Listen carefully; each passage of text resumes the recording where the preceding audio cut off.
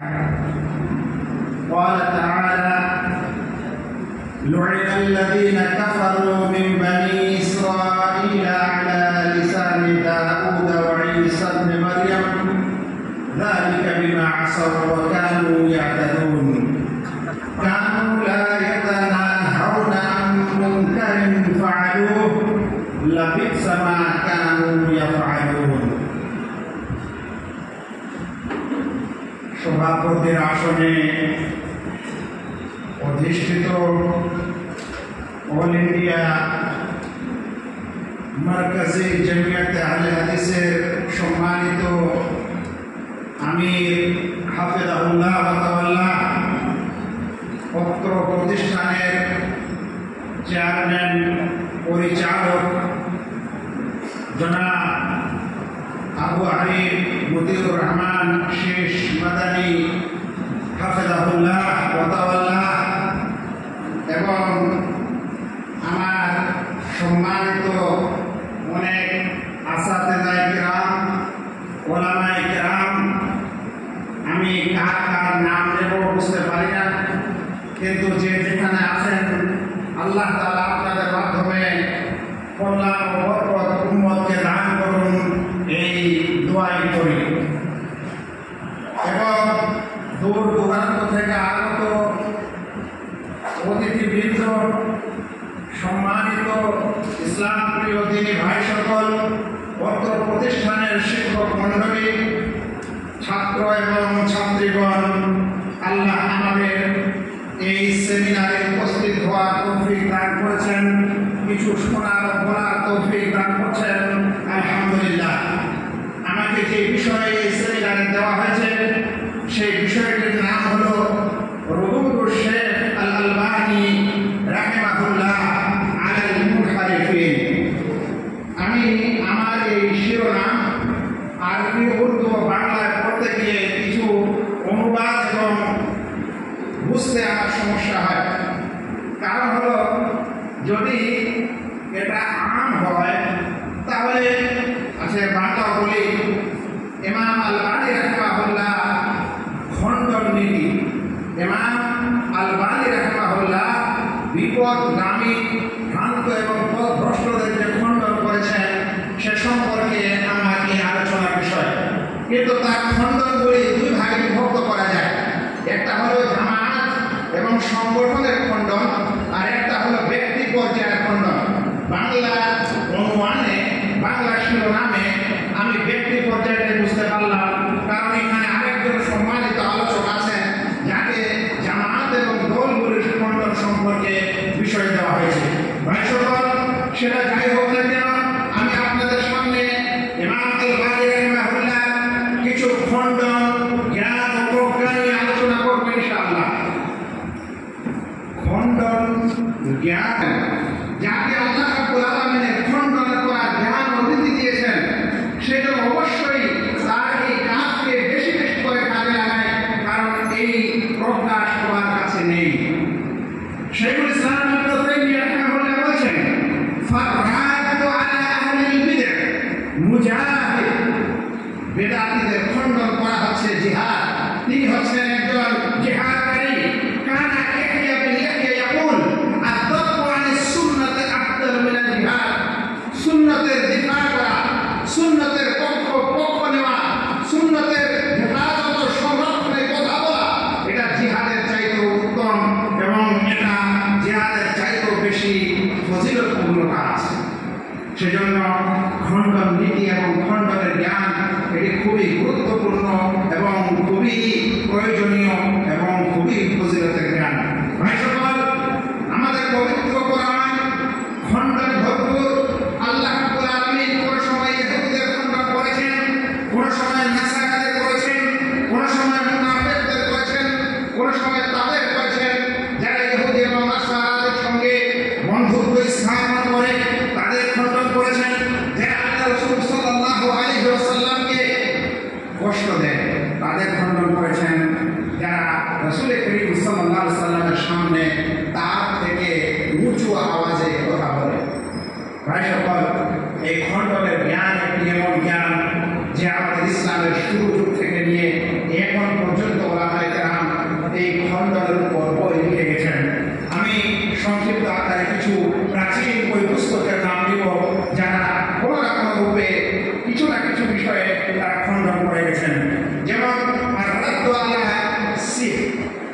রদ্দ আলা সিয়ারিল আওজাঈ কাদি আবু ইউসুফের বই, কিতাবুর রদ্দ আলা জাহমিয়া ওয়াজ জানাদিকা ইমাম আহমদ রাহিমাহুল্লাহর বই, আর রদ্দ আলা জাহমিয়া ইবনে আবি হাতিম, দারামি, ইবনে মান্দা তিনজনেই এই বিষয়ে খণ্ডনের বই লিখেছেন। আর রদ্দ আলা বিশর আল-মুরাইসি দারামি তিনিও লিখেছেন। কিতাবুল ইমাম ওয়া রদ্দ আলা রাফিদা লিআবি নাঈম ওয়া রদ্দ আলা মান ইয়াকুল আল-কুরআন মাখলুকুন লিন-নাজাত তিনিও এই বই লিখেছেন। ওয়া রদ্দ আলা আল-ইখনাই ওয়া রদ্দ আলা আল-বাকরি ওয়া রদ্দ আলা আল-ফালাকিয়্যিন ইবনে তাইমিয়া রাহিমাহুল্লাহ। এগুলো হচ্ছে আমাদের প্রাচীন ওলামায়ে কেরাম, যারা সকলে কোনো না কোনো রূপে কোনো না কোনো বিষয়ে খণ্ডন করেছেন। ভাই সকল, এই খণ্ডনের ব্যাপারে বলা হয়, যখনই কেউ কোনো আলেম তার উপর খণ্ডন করে তখন বলা হয় এরা উম্মতকে বিভক্ত করছে, উম্মতকে তাফরীকা করছে। না ভাই, খণ্ডনের কারণে উম্মত বিভক্ত হয় না। একটা উল্টা কথা, যখন কোনো মানুষকে আপনি খণ্ডন করেন, যখন কোনো দল ও উপদলকে আপনি খণ্ডন করেন, রাগ করেন, তখন আপনার প্রথম উদ্দেশ্য হয় যে এই মানুষ যেন তার ভুল পথ থেকে ফিরে আসে। আর যদি কোনো মানুষ তার বিচ্যুত পথ থেকে ফিরে আসতে পারে, তাহলে উম্মত শক্তিশালী হয়, তাহলে জামাত শক্তিশালী হয়, আরো আল্লাহ তাআলার রজ্জুকে মজবুত করে ধারণ করে উম্মতের মধ্যে শক্তি আসে। এটা কখনোই বিভক্তি এবং দুর্বলতার কারণ নয়। ভাই সকল, এই ইমাম আল-বানী রাহিমাহুল্লাহ কিছু খণ্ডন শুরু করার আগে একটি আরো বিষয় আমরা বুঝে নিই যে খণ্ডন বা রাদ কখন করতে হয়, কোন বিষয়ে খণ্ডন করা দরকার আর কোন বিষয়ে খণ্ডন করা উচিত নয়। ওনারা বলছেন যে খণ্ডন করতে হবে ওই সকল কথা এবং কাজে আল কওলু আনিল ফি'ল ইযা খালাফা নাসসান মিনাল কিতাবি আও সুন্নাহ আও খালাফা ইজমাআন আও খালাফা আমালান লিস-সালাফি ফাহুয়া মুখালাফাতুন শারঈয়্যা ওয়া মুনকার। যদি এমন কেউ কথা বলে কিংবা এমন কেউ কাজ করে যেটা কোরআন এবং সুন্নতের বিপরীত, কিংবা উম্মতের ইজমা ও ঐক্যমতের বিপরীত, কিংবা সালাফদের আমলের বিপরীত, তাহলে এরকম বিষয়ে রদুদ ও খণ্ডন করা উচিত। মনে রাখবেন, এর দলিল হলো আম দলিল, যেখানে রাসূল করিম সাল্লাল্লাহু আলাইহি ওয়াসাল্লাম বলেছেন মান রাআ মিনকুম মুনকারান ফালিয়ুগাইয়িরহু বিয়াদিহি। যখন কেউ কোনো ব্যক্তি কোনো মন্দ কিছু দেখতে পাবে, তখন সেগুলো খণ্ডন করে, সেগুলো যেন সে ইনকার করে, সেগুলো সে যেন সমাধান করে দেয়। সেটা হাত দিয়ে হোক, সেটা মুখ দিয়ে হোক, সেটা অন্তর দিয়ে হোক। ভাই সকল, এই কয়েকটি কথা বলার পর আমি ইমাম আল-বানী রাহিমাহুল্লাহ কিছু খণ্ডন, যেটা তিনি ব্যক্তি পর্যায়ে করেছেন, কারণ আমার বিষয়টি হচ্ছে আফরাদ ও ব্যক্তি পর্যায়ের খণ্ডন, আমি সে সম্পর্কে কয়েকটি খণ্ডন আপনাদের সামনে নিয়ে এসেছি। কিন্তু সময় সংকীর্ণ, জানি না কোনটা বলতে বলতে আমার সময় শেষ হয়। খুবই ছোট্ট খণ্ডন দিয়ে একটা কথা বলি। আমাদের আহলুল হাদিস ও সালাফিদের একটা আকীদা আছে আল্লাহ রাব্বুল আলামিন আরশের সমুন্নত, আর রহমান আলাল আরশি ইস্তাওয়া। আপনি যখনই এই আকীদাটি আমাদের সমাজে আমরা বলি, তখন আমাদের বর্তমান যুগের দেওবন্দি, আশআরি, মাতুরিদি ভাইয়েরা চট করে আমাদেরকে এই কথা বলেন, তাহলে আপনারা আল্লাহর জন্য একটা মাকান, একটা স্থান নির্ধারণ করে দিলেন, আল্লাহকে একটা স্থানে সীমিত করে দিলেন, মাহদুদ করে দিলেন। এটা আল্লাহর সাথে ঠিক নয়। শেখ আল-বানী রাহিমাহুল্লাহর সাথে এরকমই এক ব্যক্তি, আজহার ইউনিভার্সিটির একজন বিশেষ পণ্ডিত, সে শেখ আল-বানী রাহিমাহুল্লাহর সঙ্গে তর্কে লেগেছিল এক হজ সফরে। সেই হজ সফরের তর্কে ইমাম আল-বানী তাকে জিজ্ঞাসা করলেন, আচ্ছা, আমি যদি তোমাকে বলি যে আল্লাহ তাআলা কি কখন ছিলেন না যখন কিছুই ছিল না? আলাইসাল্লাহ কান ওয়ালা শাইআ মাহু। যখন আল্লাহ ছিলেন, এমন এক সময় যখন আল্লাহ ছিলেন আর কোনো মাখলুক ছিল না, এরকম কি ছিল? সে বলল, হ্যাঁ, এরকম তো ছিল, আল্লাহ ছিলেন আর কিছু ছিল না। তখন তিনি বললেন, যখন আল্লাহ ছিলেন আর তার সাথে কিছুই ছিল না, তাহলে কি সেই সময় কোনো মাকান বা কোনো স্থান ছিল? বলছে, যখন কিছুই ছিল না তাহলে কোনো স্থানও হচ্ছে না। বলছে, যখন কিছুই স্থান হচ্ছে না, তো এখন আমরা যদি বলি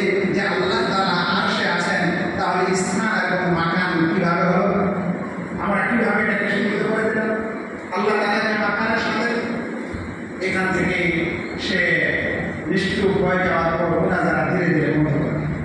শুনেন, তার আরো কিছু মুনাজারার মধ্যে একজন আমলানি, যাদেরকে আমরা বাংলা ভাষায় যুক্তিবিদ এবং তার্কিক ও লজিকবিদ বলে থাকি, ফিলোসফি আর তার্কিক, সে শেখ আলবানী রাহমাতুল্লাহকে একবার বলছেন যে শেখ هل صحيح أن النبي صلى الله عليه وسلم أسري بروحه وجسده إلى السماوات؟ এটা কি সঠিক যে আল্লাহর নবী সাল্লাল্লাহু আলাইহি সাল্লামকে তাকে সশরীরে আকাশের উপরে তুলে নেওয়া হয়েছিল, আকাশ সাত আকাশের উপর থেকে সিদরাতুল মুনতাহায় নিয়ে যাওয়া হয়েছিল? শেখ আলবানী বলছেন হ্যাঁ সহিহ। এবং সেই ব্যক্তি বলছে মুশমাকুল, এটা আকলে ধরে না, এটা বিবেকে ধরে না, এটা বিবেক বহির্ভূত কথা, বহির্ভূত কথা। তখন শেখ আলবানী বলছেন আচ্ছা, মানে যতগুলো তোমার বিবেক বহির্ভূত কথা হবে সেগুলো মানা যাবে না, তোমার যুক্তি এটাই বলে। বলছে হ্যাঁ, তুমি বিবেকে ধরে না, সেগুলো মানা যায় না। তখন শেখ আলবানী বললেন আচ্ছা বলো তো, মানুষের দিল, মানুষের কল্প, অন্তর, সেটা ডান দিকে থাকে না বাম দিকে থাকে? সে বলছে আচ্ছা, শেখ আলবানী বলছে যখন কোনো মানুষ দলিল এবং নাস নিয়ে কথা বলে না, আকল ও বিবেক দিয়ে কথা বলে, যুক্তি দিয়ে কথা বলে, তখন তার সাথে মুনাজারাটা যুক্তি দিয়ে হতে হবে। শেখ আলবানী সে যুক্তি পেশ করেছে যে আল্লাহ রাসূল সাল্লাল্লাহু আলাইহি ওয়াসাল্লামের ইসরা ও মিরাজ এটা গায়র মাকবুল। তখন ইমাম আলবানী বলছেন আচ্ছা বলো তো, মানুষের এই দিল হার্ট কোন দিকে থাকে? সিনা বুকের কোন দিকে থাকে? বলছে বাম দিকে। বলছে আচ্ছা, কারো দিল যদি ডান দিকে থাকে তাহলে এটা মাকবুল না গায়র মাকবুল? বলছে এটা গায়র মাকবুল। বলছে এটা বিবেক বহির্ভূত। বলছে এটা ডাক্তারি এতে প্রমাণিত যে কিছু মানুষের অন্তর ডান দিকেও আছে।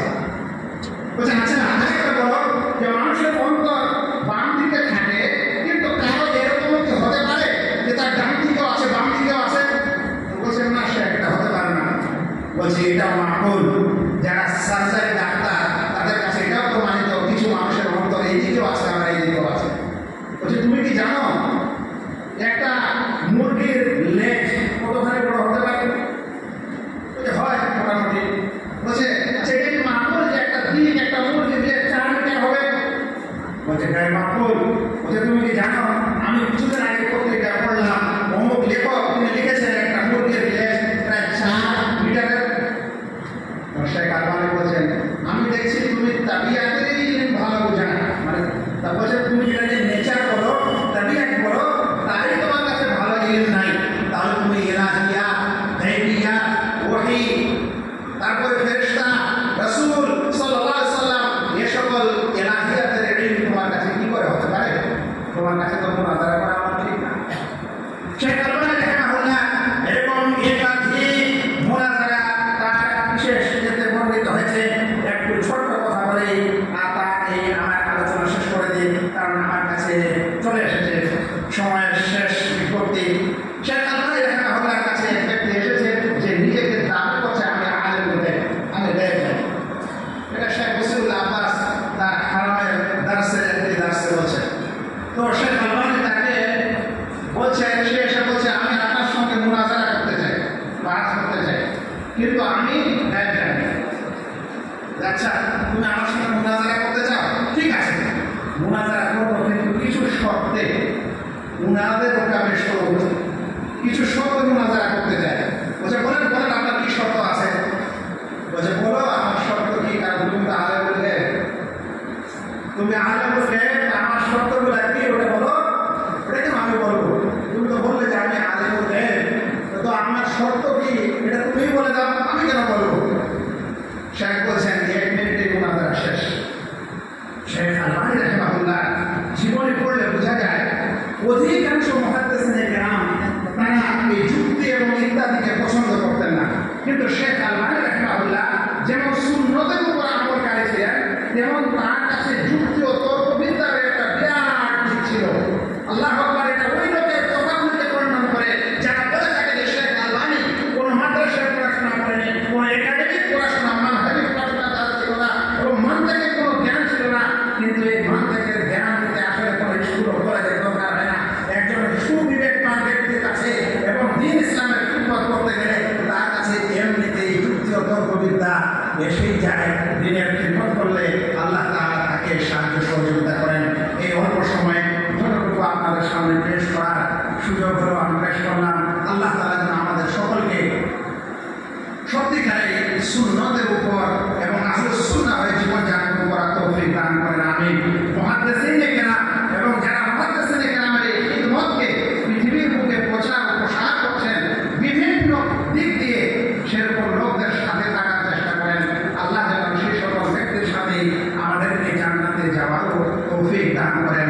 আমি পুনরায় Sheikh chairman hotel national trust এবং এই ট্রাস্টের চেয়ারম্যান এবং তার সহযোগীদের পুনরায় শুকরিয়া জ্ঞাপন করে আমি আমার বক্তব্য এখানে শেষ করছি।